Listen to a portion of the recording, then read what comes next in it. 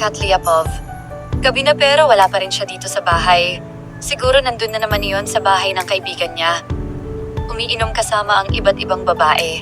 Hindi ko alam kung bakit sobra-sobra na lang ang galit niya sa akin. Kahit wala naman akong ginagawang masama dito. Halos araw-araw na lang nga akong nasa bahay. Pinagbabawalan niya kasi akong lumabas para makipagkita sa mga kaibigan ko. Kaya hinayaan ko na lang dahil sinasaktan niya kasi ako kapag nagpumilit pa ako. Kahit nang magpunta sa mall na kasama si Manang ay hindi din pwede. Siguro isang beses lang ako nagpunta ng mall na kasama si Manang para bumili ng groceries namin dito sa bahay. Pero nasa loob lang ako ng sasakyan nun. Tapos si Manang na ang pumapasok sa loob ng mall para bilhin yung mga groceries na kailangan namin. Di naman ganito si Max dati. Ewan ko ba kung bakit bigla na lang siyang nagbago. Pati na ang pakikitungo niya sa akin ay nagbago na rin. Yung tepong palagi na lang siya galit kapag nakikita niya itong pagmumukha ko. Ako naman hinayaan ko lang siya sa kahit anong gusto niyang gawin sa akin. Kahit pa nga araw-araw niya akong saktan ay okay lang. Kasi mahal ko siya. Kaya dapat magtiis ako dahil ayaw ko kasi na mawala siya sa buhay ko. Kaya kahit ibaba ko yung pride ko, okay lang. Nang biglang dumating si Manang kaya nahinto ako sa pag-iisip. End of Pov. Kainin mo na itong pagkain at sabaw na hinanda ko dahil baka ito'y lumamig pa. Umuulan pa naman ngayon at masama ang panahon. Sabi ni Manang habang nilalagay ang mga pagkain sa aking lamesa. Sige po Manang, ilagay niyo na lang dyan. Siya nga po pala hindi ba tumawag sa inyo si Max para sabihin kung anong oras siya uuwi? Tanong ko habang hinihigop itong mainit na sabaw. Hindi, pero hayaan mo sasabihin ko sa'yo kaagad kapag tumawag na siya. Sabi naman ni Manang nang nakangiti sa akin. Okay na ang mga pasa mo sa katawan, Kath? Biglang tanong ni Manang na ikinalungkot ko naman. Si Manang kasi ang unang nakakakita sa akin. Kapag sinasaktan ako ni Max, nagagalit kasi ito kapag di ko ginawa kung ano ang gusto nito, lalo kapag lasing siya, tapos gusto niya na may mangyari sa amin. Okay na po Manang, sabi ko. Siya nga po pala kumain na po ba kayo? Tanong ko kay Manang. Mamaya na ako kakain pagkatapos mong kumain, Kath? Sige, maiwan na muna kita dyan dahil ako'y may gagawin pa sa kusina. Sabi nito pagkatapos ay dumiretso na sa kusina. Is Kira here? Tanong ko sa dalawang kaibigan ko na sina Ziggy at Tristan. No, she's not yet here bro. Narinig kong sabi sa akin ng kaibigan kong si Tristan. Maybe she's busy, right Ziggy? Sabi ulit ni Tristan. Or baka naman na traffic lang dugtong ulit nito. I miss her so much kahit araw-araw na kaming nagkikita sa office, ay di ko pa rin maiwasan na di siya mamiss. Nasabi ko na lang sa sarili ko. Diba alam mo naman na magkaibigan si Kathlia at Kira? Paano kapag nalaman niya ang tungkol nito?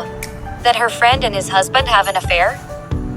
Seryosong sabi ko sa kaibigan kong si Max habang nakasandal sa malambot na upuan nila Ziggy. I don't care about her anymore. Walang ganang sagot nito sa akin.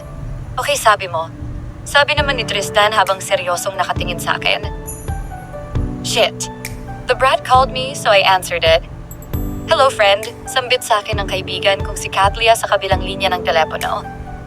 She's never been my friend and now I'm acting friendly to her on the phone. Yes, Kath. Walang ganang sabi ko sa kanya sa kabilang linya ng telepono. Alam mo ba kung nasan si Max? Hinahanapan ba ako ng mga nawawalang asawa, Kathlia? Inis na sabi ko sa kanya. What did you said, Kira? Di ko kasi narinig yung sinabi mo.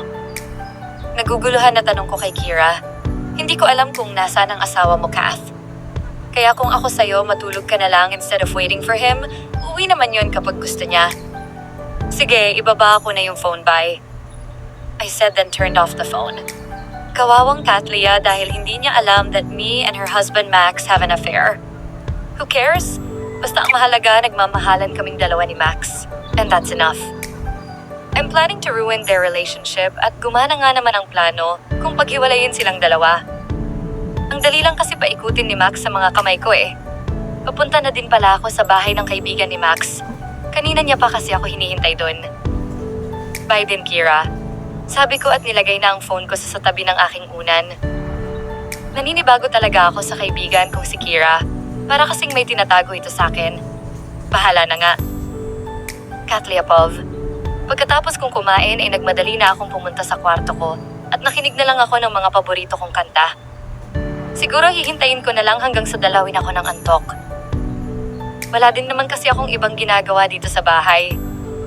Mahigpit kasi na ipinagbabawal niya ang paglabas ko ng bahay, kaya hanggang sa may swimming pool area lang ako. Kung saan malapit sa garden namin pwede tumambay at every school days lang ako nakakalabas dito sa bahay namin. Max never go to my school because he's so busy in his work. Pero sa dating school na pinapasukan ko ay palagi niya akong hinahatid sundo. Pero dati yun kasi simula nang lumipat na kami ay nagbago na siya at di niya na ginagawa ang mga bagay na yon. End of Pov. Anong oras mo nga pala balak umuwi, Max? Tanong sa akin ni Tristan. Why Tristan, pinapauwi mo na ba ako? Sabi ko, habang tiimbagang na nakatingin sa kanya ngayon. Tinatanong lang naman kita, maikling sagot nito sa akin. Well, uuwi ako hanggat anong oras ko gustong umuwi. Sabi ko ulit sa kanya. Okay, sabi mo eh. Nag-aalala lang naman kasi ako na baka hinahanap ka na ng asawa mong si Kat ngayon. Walang ganang sabi ni Tristan sa akin.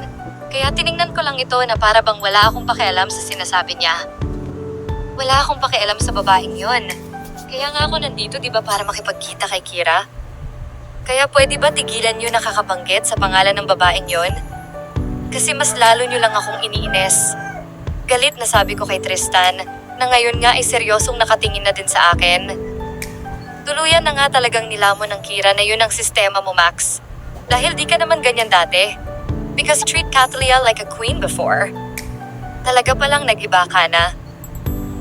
Mariin na sabi ni Tristan. Ano ba talaga ang gusto mong palabasin? Ha? Nakasalanan ko lahat kung bakit nagising na lang ako. Isang araw hindi ko na siya mahal. Galit na sabi ko kay Tristan.